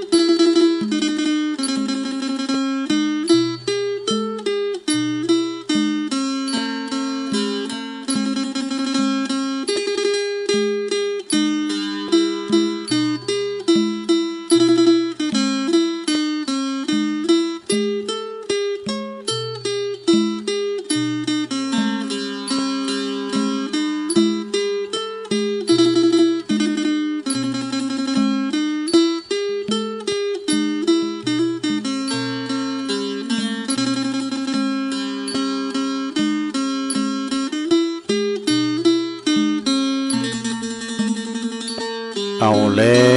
วศรัทธาญาติโยมต่างหลายตัวลุงก็พักเบรกเนาะพักเบรก จิบน้ำจิบน้องลงคอเตียวไปเตียวมา ยืดเส้นยืดสายก็มานางอู่นางจากัปออกศรัทธาชั่วโมงที่2เนาะขณะนี้ตันหลายก็กำลังฟังรายการสาระธรรมยามแลงยามบ่ายซึ่งตามปกติก็เป็นรายการวันพุธนี่ของท่านพระครูอภิวัฒนวิกรมเจ้าวาดวัดปากตั้งเจริญผู้อำนวยการคืนสีขาวแต่วันนี้เปิดติดศาสนากิจเนาะลงพื้นที่นำถมจอยนำถมปูนตีซบอ้าวเนาะบ้านซบอ้าวกะนำแม่ค้านคืนฝั่งนะแต่ว่าก็หันในเฟซในไลน์เพิ่นไปจอยกันทั้งลำปางพุ่นเด้อไปแจกของไปล่างศาลา ไปล่างศาลามีอาจารย์ท่านพระมหาสมชาติชาตปัญโยพร้อมกับทีมงานเพิ่นไอ้เบิ่มเขาแล้วก็โพสต์มาตังพระครูกัลยาณปราโมทท่านอาจารย์วรรณชัยชยานันโทเอกะแล้วก็มีพระครูวิพัฒน์บุญญาสารตุปิเดชเขาโตหลายตุนอยู่เด้อเปิ้นไปกันนะแจกข้าวแจกของกัน ก็เฮาได้ให้ได้หอมกันไปก็ได้บุญแล้วเด้อศรัทธาสูงกำลังจิตกำลังใจไปที่เปิ้นถูกน้ำท่วมน้ำนองก็เป็นตาอินดูเปิ้นได้ปีนี้ปีหนึ่งเนี่ยหลายพื้นที่บางพงบอกว่ารอบ40 ปีว่าบ่เคยมีสักกรรมเตือศรัทธาญาติโยมผลกระทบกันหมดเด้อละปุ่นเจียงใหม่แปรนานพะเยาเจียงไฮ้โพดแผวปุ่นเมืองนานปุ่นศรัทธาเมืองฝางเนาะโอ้ส่งกำลังจิตกำลังใจไปที่เปิ้นทำความเปิ้นได้รับความเดือดร้อน เสียหายบ่ว่าจะเป็นทรัพย์สินต่างๆนะขอแสดงความเสียได้เสียใจก็เปิ่นโต้ยบ้านจองหอเฮินทะลุปูปังเฮินเป็นหลังไหลน้ำไปหันในคลิปในข่าวเนาะอย่างของปอน้อยบุญปันเนี่ยโอ้แสดงความเสียได้ตัวเน้อปอน้อยเป็ดโอ้เป็น600-700ก็หายไปกับตาไปอยู่กับเจ้าใหม่นายใหม่เมืองเด้อ อินดูได้แต่โซนไฮโซนบ่อปลาเลี้ยงไว้ทั้ง3 บ่อไปหมดซะนะโอ้เป็นกำลังใจให้ปอน้อยบุญป่านเด้อ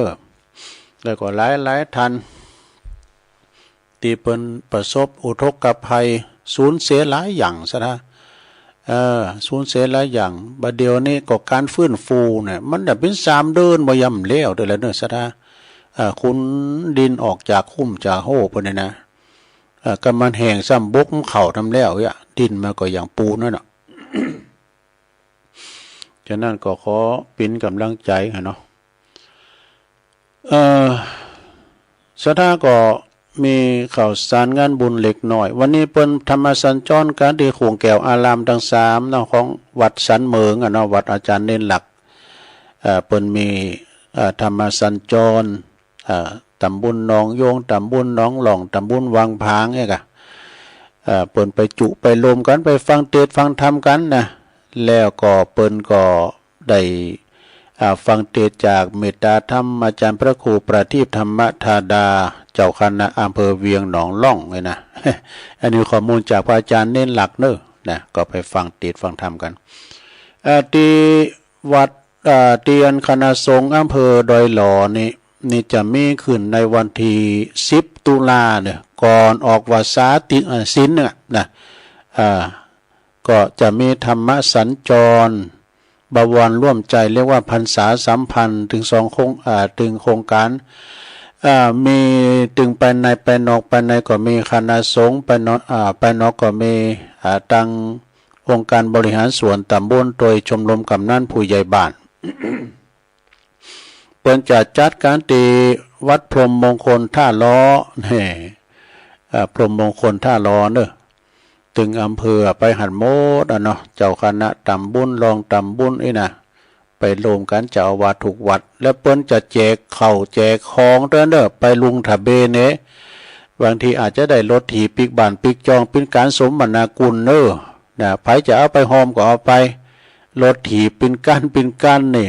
เครื่องใจไม่ซอยจะบอกว่าจะเป็นเครื่องใจตั้ง หมอให้ถลายปากก็ดีกระติกน้ำห้อนน้ำแข็งน้ำชาปิ้นพัดลมก้ามสังก็เอาไปเจาะไปหอมกันเด้อโอ้ปิ้นตาดิโมนและมีวิทยุตัวอีน่ะ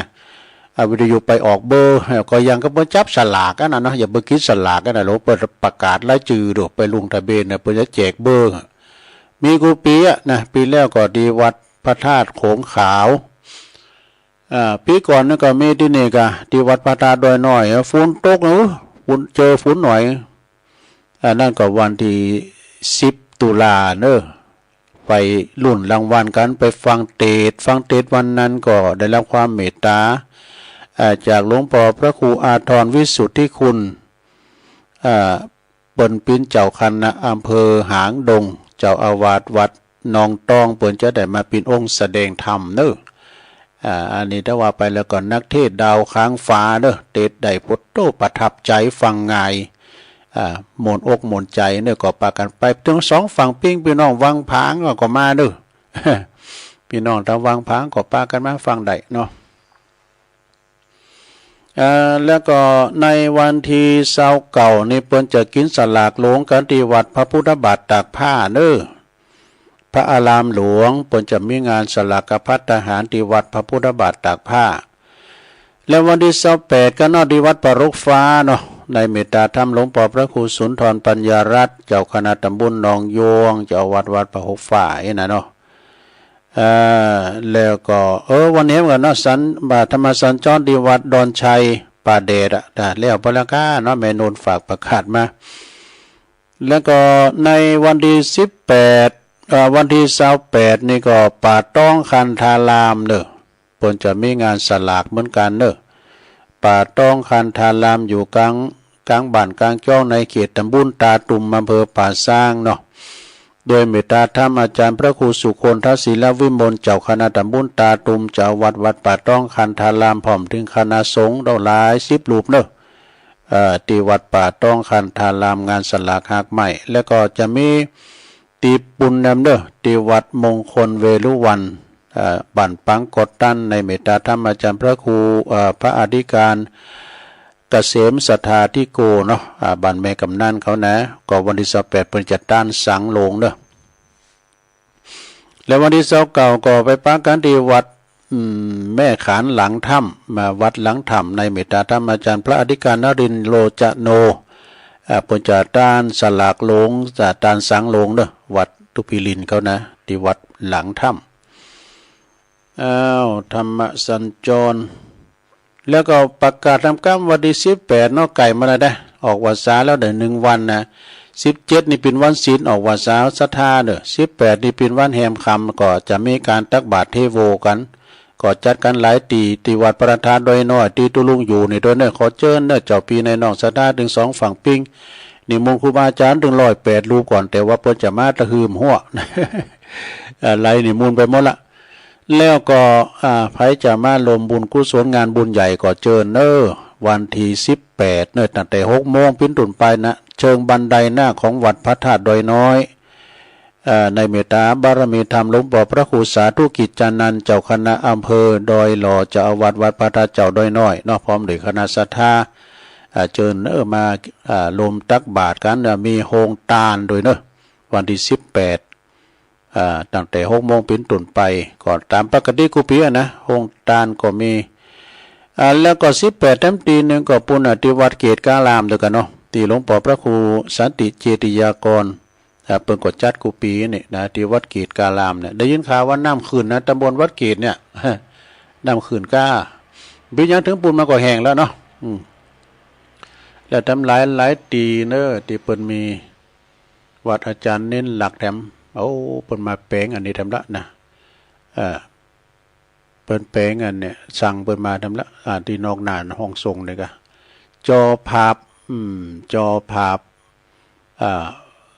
วิดีโอวงจรปิดนะมันมาแก้ไขเนาะจอภาพวัดนี้มีวงจรปิดนะ18 จุดกล่องด้วยกันนะตั้งแต่ตีนด้อยตั้งแต่ปุ่นไฟด้อยหน่อยปุ่นมาเอาแล้วศรัทธาญาติโยมทั้งหลายตอนนี้ไปตุลุงก็จะมาเล่านิทานก่อนกันเนาะ เรานิทานเรื่องไก่ ยาวพอสมควรเหมือนกันนะพระราชากับไก่ ไก่นี่ก็ไม่ใช่ไก่ธรรมดาเนาะพินิทานนะสัทธายาโยมนะฟังเอาแก่งอมแก่เงากันไปเจ้าหน้าที่กำลังมาห้องตุลุงกะ เพื่อนจะมาส่อมมันภาพจออันนี้กะวงจรปิดแต่ว่าก็มาแล้ววันนี้ก็มาแท้มันแล้วเนาะพระราชากับไก่นี่มีเมืองหนึ่งเนอะแต่บปากดจือนะเมืองสังบะหัวก็มีพระราชาเป็นปกครองเมืองโดยทศพิธราชธรรมนี่ก็มีทหารเอกซึ่งเป็นทหารที่เก่งที่สุดอยู่หนึ่งคนอยู่ตัวหนึ่งคนหนึ่งปกตินี่ทหารนี่ก็จะเป็นคุณนะแต่ทว่าทหารนี่เป็นไก่วะเป็นไก่เป็นทหารวะไก่นี่ก็มีความสามารถเนอะขยันขันแข็งมันมีบ่ามีแหงหนักเนอะไก่ตัวนี้นะเหมือนไก่เทวดาบุญเนาะนะทำการทำงานทั้งกลางวันทั้งกลางคืนวะนักเอาเบาสู่กลางวันก็ไปปฏิบัติราชการตามปกติเนาะโดยความมุมานะเนี่ยทำหือไก่สามารถทำนาหือกับพระราชาใดดูไก่ตัวนี้ทำนาหือใดวะเป็นอย่างเดียวเป็นอย่างดีนะไทยนะทำนาใดเป็นอย่างดีจนถึงเหลือดูเก็บเกี่ยวเข่าแล้วไก่ก็ทำตัวเดียวนี่ทำคนเดียวตัวเดียวจนสามารถทำหือเข่านั้นในนาเก็บไว้อย่างงามเนอะกองกันเป็นกองเรียงรายเป็นแถวเป็นแนวอย่างงดงามนี่ก็มีอยู่หันวันหนึ่งพระราชานี่ก็เสด็จไปถอดพระเนตรผลงานของไก่ก็มีที่มีปฏิบัตินอกราชการนะ เป็นปฏิบัตินอกราชการเนาะก็หันแล้วก็มามีความยินดีเป็นยิ่งหนักเนอะหันว่าตนเองนี่จะได้ทรัพย์สมบัติหรือว่าเงินตราจากการแลกเปลี่ยนเข้าเป็นเงินนี่นะอันเป็นผลงานของไก่ที่ทำไปนะส่วนว่าไก่ก็โลมเข่าเป็นกองเรียบเรียงเรียบร้อยงามเข่าเป็นเม็ดเป็นหน่วยจะดีนะเนาะก็ต้องมีการโน้ตเข่านะเมื่อโน้ตเข่าเสร็จเรียบร้อยก็เอาเข่าใส่ยุ่งใส่ล้างใส่กระสอบไว้เป็นทาวันนี้นะถามพระราชาเรื่องส่วนแบ่งไก่ตัวนี้มันเย็นนาผาบรรลุเนี่ยถามส่วนแบ่งวะพระราชาก็จะใจสมองเนี่ย จะใจสมองคิดจะทำอย่างใดจะทำอย่างใดแต่ตัวเองถึงจะได้มีส่วนได้รับมากมายกว่าไก่จะเอาเปรียบไก่รู้นี่เนี่ยพระราชาเนี่ยเยอะจะได้ถึงจะได้เอารัดเอาเปรียบนักกว่าไก่นะเมื่อว่าเกิดอยากจะได้มากโดยมีความโลภนะมีความโลภจึงตรัสกับไก่ว่าส่วนแบ่งของเจ้านะเจ้าไก่เฮ้ยเจ้าทหารเอกของข้าส่วนแบ่งของเจ้านะจะได้รับดิจิตอลบ้าใจโปรโตเกิดไปนะปุ่นนะจะได้รับข้างนี้นะก็เพียงแต่ข้าจะเอาเข่าใส่ไว้ในหูของเจ้าตัวเนาะเดี๋ยวโทษจะเอาเข่าใส่ในหูก็เม็ดเดียวได้ก็เป็นส่วนแบ่งของเจ้าเนอะนะไก่ก็ได้ยินเช่นนั้นก็ไก่ได้ยินดังนั้นแล้วก็ดีอกดีใจว่ะปุตโตดีอกดีใจอย่างใดเพราะพระราชานี่ตนได้เข้าได้มีส่วนแบ่งเพียงในระยะสัก10 นาทีได้ว่ะปรากฏว่าไก่ก็รีบขมีขมันจัดการเอาเข้าใส่ในหูโดยความดีใจเข้าทั้งหมดหลาย10 ถังหลาย10 ต่างเนาะก่อนเข้าเป็นมาปิ้นต่างเนาะ หลายสิบกองก็หมดไปชั่วพริบตาโอ้โหหูมันอย่างได้ล้ำเลยนี่หูไก่ตัวเนี้ยเพียงเวลาบ่ถึง10 นาทีวะเขาก็หมดเลยวะเอาคำว่าในหูหมดอ่ะ ถ้ามือพระราชาก็ตกใจมากว่านะท่านลองกึดดูว่าหูของไก่มีความเล็กใหญ่ขนาดไหนท่านก็ลอง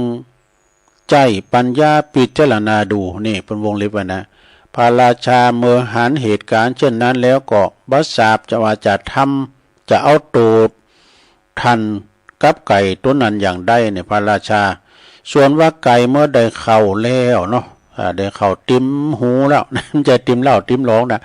ได้เข้าติมหูแล้วก็เอาไปไหว้เนาะเอาไปไหว้ที่ในเหล้าในยุ่งเรียบร้อยแล้วก็คิดว่าตัวเองนี่จะเดินทางไกลระยะไกลเนาะจะเดินทางไประยะไกลไปถึงเมืองหนึ่งซึ่งมีพระราชามีทำเมืองนะซึ่งมีพระราชาที่ว่ามีพระราชบิดาพระราชธิดาเนี่ยสมมติมีลูกสาวได้ยังไงเนาะมีพระราชธิดาทรงศิริโสมงดงามพินหมากหนักโอ้ลูกสาวของพระราชาทำเมืองนี่งามว่ะไก่ต้นนี้ก็ปู้มันเป็นไก่ปู้หรอไก่หนุ่มอ่ะจะไก่เป็นบ่าวไว้เด้อไก่ตัวนี้เป็นมันเป็นไก่หนุ่มมีพลังแข็งแรงมากหนักว่ะโธ่มันมีกำลังแข็งแรงมากหนักก็คิดว่าใครไปแต่งงานว่ะใครไปคิดจะไปแต่งงานเหมือนกับคุณโถไปก็เลยทูลกับพระราชาว่าโอ้ข้าพระองค์นี่นะพระราชาอยากจะไปเที่ยวเมืองไกลๆเนอะนะพระราชาก็บังคับใจก็แล้วแต่ไกลเด้ออนุญาตไปเถอะอีกอะไปได้ไก่ก็ดีใจมากหนักเนอะไก่ดีใจมากหนักดีอกดีใจจีได้ออกลาออกเที่ยวไปดีใจแล้วก็ในขณะที่เดินทางไปผ่านไปในป่าใหญ่เป็นป่าไม้ดงนาป่าข้าดงทีเป็นป่าไม้สีเล่าเก้ากำไก่ในขณะนั้นก็ผ่านไปเจอหมาว่ะไปเจอสุนัขตัวหนึ่งเป็นหมาป่าเนาะเดินโซนตั้งมาเนาะหมาป่าก็เลยสนใจว่าหันไก่เดินทางมาถามไก่ว่าอ้าวไก่เอ้ยไก่จะไปไหนไก่จะเดินทางไปไหนนี่ไก่ก็ตอบว่าโอ้ข้านี่จะเดินทางไกลเนอะจะเดินทางไกลไปที่เมืองนี่พระราชธิดาของกษัตริย์ที่ทรงมีศิริโสมงดงามมากหนักจะไปชมโสมเปิ้นว่าแน่เจ้าหมาป่านั่นก็ยืนก็เจ้าหมาป่านั่นก็ได้ยินดังนั้นแล้วก็ขอติดถามไปตัวหมาจะไปตัวก็อ่อนวอนขออนุญาตขอขาดตามไปตัวเตอะอีกว่าไก่ก็บอกว่าโอ้หนทางมันอย่าไปเลยเพราะว่าเป็นเมืองที่มันไกล เป็นเมืองที่มันไกลแล้วก็เป็นที่มันแบบมีข้าวปลาอาหารเล่งดูในหนทางนะแล้วเป็นหนทางที่ลำบากเป็นถิ่นทุรกันดารมากหนักเนอะนะหมาก็หมาป่าก็เศร้าซี่เอาเถอะนะเพียงนั้นแหละข่าวทนได้ขอข่าไปตัวเด้อกึดว่าไปปิ้นเปินก็แล้วกันไปปิ้นเปินไก่ก็แล้วกันว่าเจ้าเศร้าซี่นักเขาโอ้ไก่ก็ถามใจเถอะแต่ไปก็ไปเอาปิ้นเปินไปก็ไปก็อนุญาตไปเดินทางไปเขาเนาะเดินทางไปเขาในขณะนั้นก็เดินทางระยะทำสักประมาณ 2-3 ชั่วโมงป่ากฏว่าเจ้าหมาป่านั้นก็ทนเบาไว้โอ้ข้าในระยะทางไกลย่ำถึงเดียวข้าเบาไว้แล้วมันทุรกันดารลำบากลำไปข้าบอกแล้วไก่ก็บอกว่าข้าบอกแล้วว่ามันทางไกลข้าเดินแบบไว้แล้วโปรดเมยไปหมดว่ายาพาราไม่รู้เราถามยาพารากับไก่ก็บอกว่าฉันช่วยมันใดเนอะนี่นะฉันช่วยเธอมันใด ถ้าอย่างนั้นเนี่ยเจ้าจูงมาอยู่ในหูของฉันนี่ว่าเอาหมาป่าไปไว้ในหูว่ะเอาหมาป่าไปไว้ในหูของเจ้าไก่หมาป่าก็ดีใจดีใจมากนะก็ทำตามคำสั่งนะไปอยู่ในหูของเจ้าไก่ไปแล้วนะในขณะเดินทางไปไก่ก็ไปปะแถมหมาหนึ่งอันนี้คือเป็นหมาจิ้งจอกเจ้านี่หมาป่าเนาะเดินทางไปสัมไปปะสมาจิ้งจอกกลางทางหมาจิ้งจอกหันไก่เดินผ่านมาก็ถามว่าโอ้พี่ไก่นะพี่ไก่จะไปไหนกัน พี่ไก่จะไปไหนนี่พี่ไก่ก็ตอบเหมือนกับเจอหมาป่าว่าก็จะไปเมืองไก่นะไปอันชมโสมพระราชธิดาเพราะว่ามีพระสิริโฉมงามงดงามมากนักว่ะแต่เมืองไก่นี่แต่เมืองไก่ตั้งแล้วก็เป็นตีกันด้านนี่นะเป็นตีกันด้านเข้าปลาอาหารก็บ่มีว่ะหูซึกว่ามาจิ้งจอกก็มาสนอกสนใจอยากจะไปตัวยทำแล้วนะโอ้ขอปีไก่ขอไปตัวยเตอะนะขอไปตัวยสักตัวเตอะนะปีไก่ก็บอกว่าข้างหน้านะมันหุนตั้งเนี่ยมันเข้าปลาอาหารก็ตึงมีแล้วเนอะแล้วก็หุนตั้งก็เป็นหุนตั้งที่ทุรกันด้านลำบากมากนักนะจะไปไหววะนะแต่ว่าหุนตั้งนี่มันบ่ไหวนะแต่ว่าหมาจิ้งจอกก็เศร้าซี่ติ๊กใครไปตัวติ๊กไหวขอข้าไปตัวเตอะเนี่ยเจ้าไก่ก็เลยอนุญาตไปเช่นกันเอามาอยู่หูข้านี่ เอาไปอยู่ในหูดำตวงละนะในขณะเดินทางยังไม่อยู่ในหูเด้อขณะเดินทางไปประมาณสัก2-3 กิโล2-3 ชั่วโมงนี่เจ้ามาจิ้งจอกก็เบาไว้แล้วนะปวดตัวอ่อนเปรี้แรงมันยังมาไกลแล้วเริ่มถึงแต้มเดียวปรากฏว่าเดินไปเบาไว้ปวดเมยไปมดทาตามร่างกายปีไก่นะบอกมันมาเนี่ยก็บอกว่าโอ้มาจิ้งจอกข้าพระเจ้านี่ไปไหวแล้วนี่เนื้อหนามเจอเฮาดูนะเพราะว่าไปมาก็มาอยู่แล้วก็ฉันจะช่วยสงเคราะห์เด้อเอาเข้ามาอยู่ในหูข้านี่เอามาจิ้งจอกเข้าไปอยู่ในหูทำตัวละเป็น2 ตัวแล้วนะมาจิ้งจอกก็ทำตามเข้าไปอยู่ในหูของเจ้าไก่ในที่สุดก็ไปเจอหมาทำตัวนั่นละปุถโธเจอหมาอันนี้เป็นหมาในว่ะหมาในนี่นะเจ้าหมาป่าตัวที่1ตัวที่2ก็หมาจิ้งจอกตัวที่3คือหมาในเนอะ หมาในนี่มันโตใหญ่เหมือนกันนะไปเจอใส่หมาในว่าเจ้าไก่จะไปไหนกันเนาะเจอใส่มาในแต่ก็ทนเบาไว้ก็อยู่เดี๋ยวกันสลัมไปกับเดียวนะตัวหนังสือมาหน่อยนะลงจนกระทั่งไปถึงป่าใหญ่ก็ไก่กับพระราชาไปเจอใส่มาในก็ขอไปตัวทั้งหมดนะก็เลยเตียวไปสัก2-3 ชั่วโมงก็เช่นเดียวกันก็ว่าโอ้มันไก่เนี่ยไวแล้วเขาอันขยากเขาก็ขยากแข้งขาก็ปวดก็เลยไปอยู่ในหูทำตัวเนี่ยไม่3 มาแล้วเนอะอยู่ในหูไก่เนี่ย มาป่ามาจิ้งจอกมาในนะแล้วก็ไก่ก็เดินทางต่อไปแถมจนกระทั่งไปถึงป่าใหญ่ทั้งป่าหนึ่งไก่ที่จะถึงเมืองละนะเมืองของพระราชาที่มีลูกสาวงามก็ไปเจอสิงโตทำแล้วดูไปเจอเจ้าป่าดูเขาเนี่ยไปเจอสิงโตทำตัวหนึ่งกลางทางเนอะผลสุดท้ายก็เข้าไปอยู่ในหูอันนี้ว่าอย่างเงี้ยเป็นว่าผลสุดท้ายก็ไปอยู่ในหูเช่นเดียวกันอยู่ในหูไก่นะพญาสิงโตหรือว่าเจ้าป่าก็ไปอยู่ในหูละเมื่อว่าไปถึงเมืองไก่ที่พระราชาประทับอยู่แล้วเนาะในขณะที่ไปถึงก็ไปบอกกับทหารยามที่รักษาประตูเมืองไปรักษาประตูเมืองอยู่หันแล้วก็บอกทราบ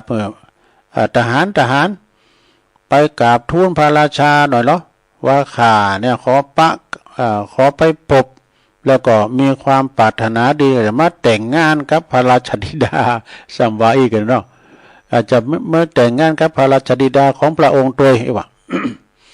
ทหารหักษาประตูเมืองก็ไปกราบทูลกับพุทโธพระราชาในปินฟืนปินไฟเนอะทรงพระกริ้วทรงกริ้วนะพระราชาก็ลงทรงโกรธมากนะทรงโกรธมากนะก็เลยสั่งทหารจับมันมาแล้วไก่ตัวนั้นมันเป็นไผที่ไหนมานี่จับมันมานี่นะมาท่องพระโลงนี่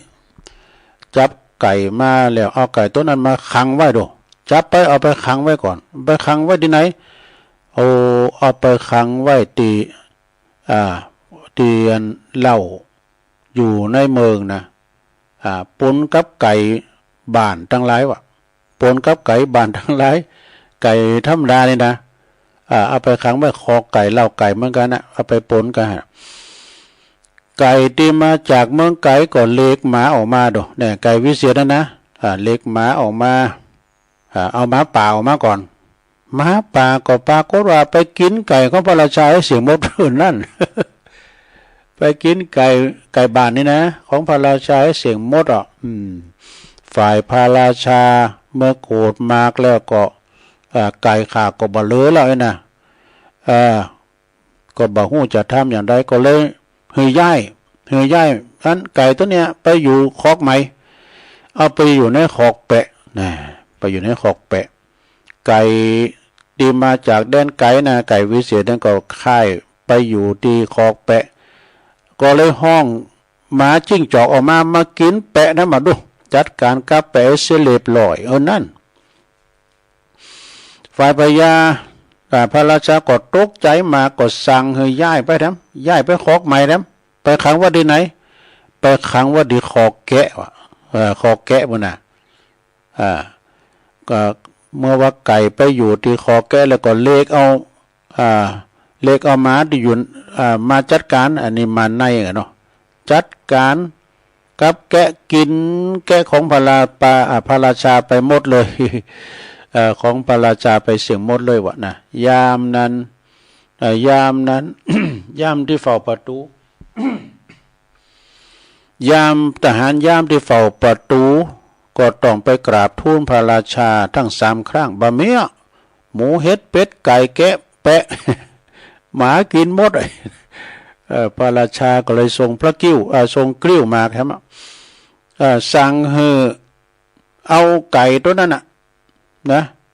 สั่งให้เอาไก่นั้นเข้า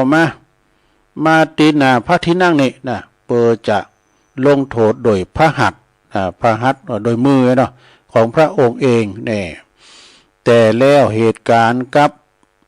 ตรงกันข้ามไก่ก็เลกสิงโตออกมากะหันสิงโตออกจากหูมาแล้วพญาสิงโตโดเจ้าป่าน่ะทำให้เหตุการณ์โกลาหลกันแล้ว โกลาหลกันเป็นอันมากเด้อ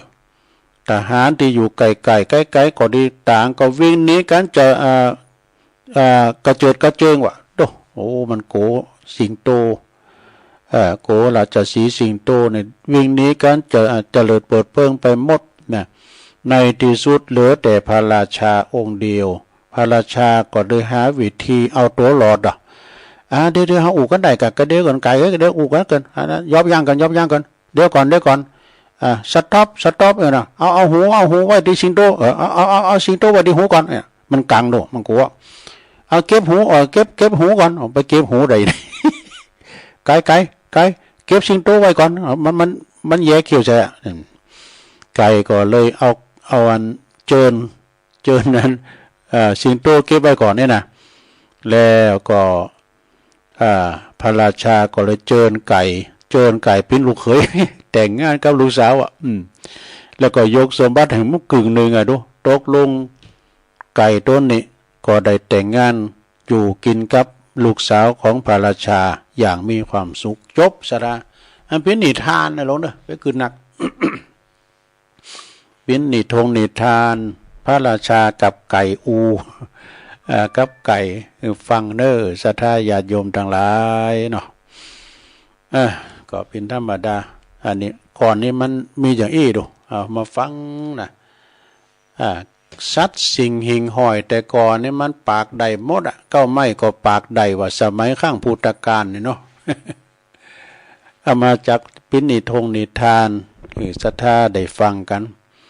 และมีแถมเลิงหนึ่งเนาะศรัทธาญาโยมอันนี้จะเป็นกรรมบักเก่าเนออันนี้ของปะครูอำนวยกับลำพัดเนี่ยเป็นกรรมบักเก่าที่เป็นเปรียบเทียบนะกรรมบักเก่านี่เขาก็จะไปลืมแต่กรรมบักเก่านี่ เอาอันใดก่อนเอาอันนี้ก่อนเนาะพอครูอำนวยกับลำพัดเปิ้นเอาถวายตุลุงยามมือทำบุญยกครูของแม่อย่างก่อนเนี่ยปักตั้งเจริญเนี่ยเปิ้นมาปิ้นโคศกปิธีกรตุลุงเอานี้ไปไม่กดเปิ้นเอามาแปลงคอนี่เล็กงอเปิ้นเอามาแปลงเขี้ยวคุณกดอย่างเดียวใจการบ่ได้นี่เปิ้นเป็นกรรมบักเก่านะซะนะแล้วเปิ้นมีกรรมแก่กรรมแปรเปิ้นว่าไม่ตีมันกดมันงอนั่นนะมันมีหลายอย่างด้วยไม่กดเอาแป้งคอเปิ้นก่อนเนี่ยคุณเฒ่าสมัยก่อนเปิ้นไปเสาะตามแพะตามป่าเนาะเปิ้นเอามาแปลงง่อนไถเนี่ยไม่มันยังมากดดีกดงามนะเปิ้นเอามาแปลงไม้เป็นไม้เนี่ยนะเอามาแปลงง่อนไถอันนี้มันใจการใดนะเอาเขาไปกับป้าปุ้งปินเล็กเป็นเล็กแล้วกวายลากไอ้นะเล็กงอเอามาแปลงเขี้ยวเนี่ยเปิ้นว่าไม่กดงนั้นเอามาทำประโยชน์เกี่ยวกับการอย่างใดเช่นเดียวกับเล็กที่มีลักษณะงเปิ้นก็จะเอามาทำเป็นเขี้ยวใจสอยประโยชน์ได้เช่นกันแต่ว่าคนกดอย่างเดียวในใจการบ่ได้เนี่ยคนกดมันจะกดจะเบี่ยวเอาเพิ่นขี่จุขี่ลายเปิ้นนะอันนี้นะอันนี้แถมอย่างหนึ่งนะจบไปเนอะศรัทธาญาติโยมมีแถมอย่างหนึ่งอันนี้เปิ้นก็บอกว่าเมื่อเจ้าบอดีอย่างเฮินแหงบอดีอย่างเฮินแหงแต่กะยามเมื่อเจ้านี้บอดีอย่างเฮินแหงยามเมื่อแรงนี่เปิ้นว่าบอดีอย่างเฮินดังเนี่ยดังกำแพงนี่หมายความว่าอย่างไรเปิ้นว่าแต่เจ้าตู่เมื่อลุกจากตีนอนออกมาแล้วทันห้ามบ่หืดเตียวบานมันเสียงดังนะก่อนนี่มันบานมันเป็นบานใหม่เนาะเตียวก็กระทบกับเธอนี่ตอนยามเย็นนะก็เช่นว่าทันก็จะห้ามบ่หือโดนเสียงมันดังอีกนี่แต่ตอนกลางวันนี่ทันว่าบ่ห้ามไว้นะทางนี้ก็เพราะว่าตอนเจ้าตู่นั่นน่ะพ่อแม่เปิ้นก็ลังหลับก็ลังนอนนี่เปิ้นก็ลังหลับก็ลังนอนนี่จากเฮาลุกที่นอนมันก็กอยลุกยางนี่เปิ้นว่าอย่างแยะยางเอาไว้น่ะเอาปลายตีนเอาน่ะสุมากันเอาส่วนตีนลูกนี่มันดังตึกหรอเอากอยเอาปลายตีนกอยยางมาเพราะอันมันจะรบกวนเสียงดังรบกวนพ่อแม่ที่เพิ่นจะตื่นมาอย่างกะซะดาก้อยเยาะก้อยหยองก้อยยางก้อยเตียวบ่ให้เปิ้นได้ตื่นบางพ้องว่าในตื่นมาก็เตียวต้มปุดไปพอทะโลเสียนบะไปรับไปนอนได้ ได้ยินไป2 เฮิรน3 เฮิรนเนาะก็ก้อยยางเนาะตอนเจ้าก็จะถูกถ้าเฮายางดังก็จะถูกดุด่าจากด่าปอจากแม่เอาได้แน่แต่ตอนเย็นนี่เปิ้นว่าเมื่อรับประทานอาหารแล้วเสร็จแล้วพ่อแม่ก็จะเข้านอนตั้งแต่วันเริ่มตกเนาะตั้งแต่ตะวันเริ่มตกท่านก็บ่ฮือเสียงดังบ่ฮือเสียงดังอีกกันนี่สำหรับตอนกลางวันเมื่อตอนนี่เปิ้นก็ว่าเป็นเวลาที่ทำงานนอกบ้านคงจะบ่มีไผที่จะมาท่านก็เลยว่าบ่ห้ามตอนนี้มันห้ามนะอันนี้เป็นความหูมันก็ด้วยกรรมบาปเก่าเนี่ยนะซะถ้าลองฟังดีๆเด้อเนาะแล้วก็อันนี้ทำบทนึงเด้อเขาทาน้ำพุกจะเอาอยู่นะแต่กำพุก พวกตุลุงก็มาอยู่เด้อเป็นวันละโอกาสของตุลุงตีสามเนาะตีสามถึง5 โมงพวกเจ้านะฟังเพลงบะเก่ากันเด้อพวกก็จะเอาทำพวกนี้ตุลุงเล็บทำไว้ละพวกนี้จัดเตะทำสืบชะตาเด้อศาลากะลิวิจาสูตร สืบชะตานะพี่น้องเขาที่ประสบภัยน้ำท่วมก็ดีเป็นยังเด้อขอเป็นกำลังอกกำลังใจให้พี่น้องเฮาที่เปิ้นตกทุกข์ได้ยากตุลุงก็ไม่ยังจะมาอ่านทำสืบชะตาให้ปกป้องคุ้มครองป้องกันแคล้วคลาดปลอดภัยบุกเจ้าได้เตะทำสืบชะตาเด้อ อันนี้เมื่อยามหนุ่มขัดใจเสาะเข่าเมื่อยามเฒ่าขัดใจนอนกล่อม จะได้นอนกล่อมเมื่อยามหนุ่มขัดใจเสาะเข่าเมื่อยามเฒ่าจะได้นอนกล่อมหมายความว่าอย่างไรนะเปิ้นก็ว่ายามหนุ่มแน่นนั้นก็มีกำลังวังชาดีบ่าแข็งแห้งต่างตันก็รีบเสาะหาเบหาเงินทองไว้ตอนเฒ่าตอนแก่มาก็จะได้สบายเนี่ยทุกยามหนุ่มมาสบายยามเฒ่ายังดีอยู่แต่เฮาสบายกินนอนแอวยามเฒ่ามาจะตุกใจมิจะตั้งฝากกำสังการเนี่ยก็จะลำบากเนาะมันจะตุกยามเฒ่าอันนี้เฮาตุกยามหนุ่มสบายยามเฒ่ายังดีอยู่นะแล้วก็น้ำบทหนึ่งมีเงินจะไปหือเปิ้นกู้นี่มีกำอูอยู่ในใบลานเนี่ยเป็นสถานตีวางเปล่าคุณบักเก่าเราไว้นี่อันนี้เป็นกำลึกเนอะลงเนอะเป็นกำลึกแต่เขามีเงินมีคำนี่ก่อนนี้เปิ้นมีอันนี้เป็นกำก่อนนี้เปิ้นมีธนาคารเนาะเอาเหอะเปิ้นยืมเปิ้นกู้ไว้เนาะเปิ้นก็แปลว่าเนาะมีเงินแล้วจะไปหือเปิ้นกู้ก็หมายความว่าเขามีเงินก็เอาไว้หือคนอื่นกู้มีความฮู้อยู่แต่ในใบลานสิ่งเหล่านี้เป็นสิ่งที่ไล่ประโยชน์เนี่ยบ่มีประโยชน์จะนำยังว่าเพราะอย่างใดเพราะว่าคุณโบราณเปิ้นบอกว่าบัดดีนะ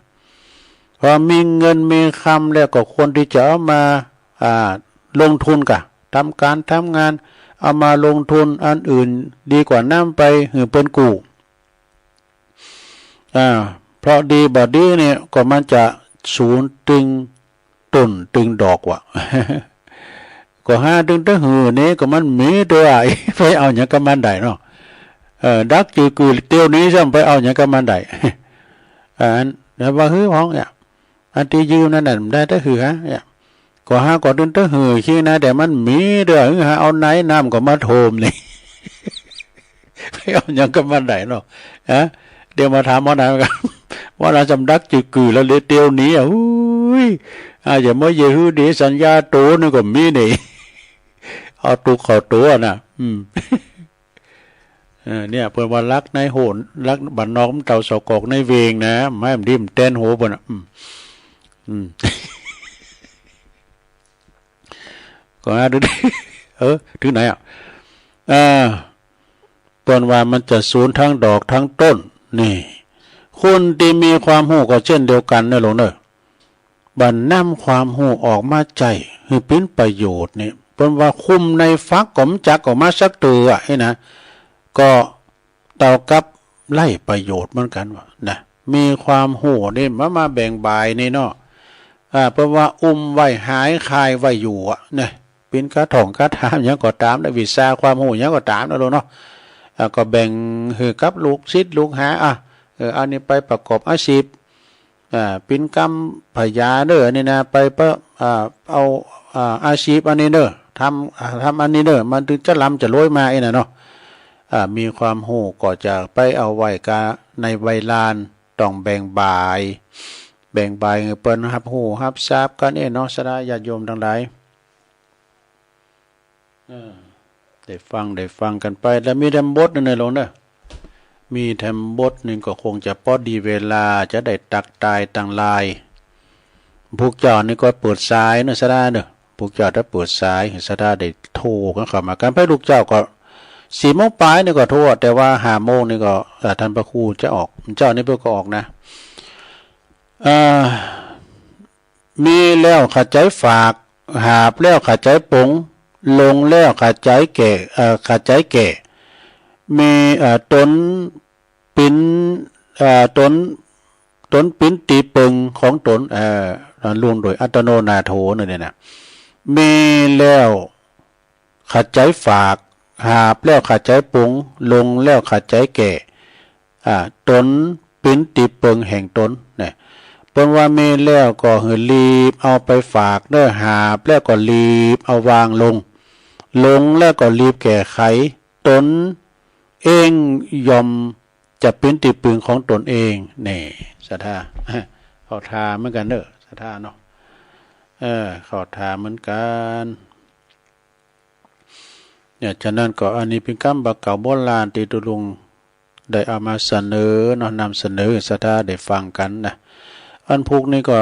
จะสื่อโพราจัตตาเหือศรัทธาญาติโยมเด้ออย่าได้อยู่ดีมีสุขสื่อโพราจัตตาสืบจัดตาน้ำเหือมันผ่านโวยโดย จะไปเหือมันจุ่มมันแจอยู่มึนเนาะเพราะว่าฮินดูนะส่งกำลังอกกำลังใจไปเหือพี่น้องศรัทธาที่เป็นประสบภัยน้ำท่วมบ้านท่วมจ้องนี่มันเขตเน้อศรัทธาญาติโยมทั้งหลาย